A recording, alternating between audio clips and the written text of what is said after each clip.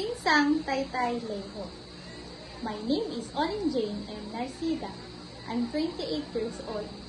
Born on January 16, 1996. I live in San Fernando, La Union, Philippines. I am second child of the family.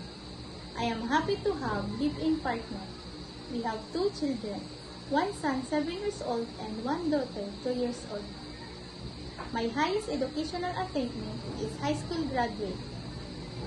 I work as a domestic helper here in Philippines for 5 years. I work since December 18, 2016 until January 20, 2021. I serve one couple, 60 years old and 56 years old. My duties are washing clothes, washing dishes, cooking, ironing, gardening, and marketing. My hobbies are singing, dancing, playing with my kids, and making flowers from satin ribbon and selling online. I want to work in Hong Kong because all employer there is intelligent, generous, and high salary.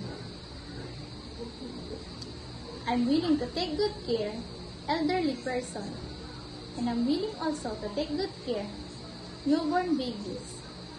I can sing nursery song like head, shoulder, knees and toes, head, shoulder, knees and toes, and eyes and ears and mouth and nose, head, shoulder, knees and toes. To my future employer, please choose me as your housemate. I promise I will do my duties and responsibilities. I'm looking forward to work with you as soon as possible.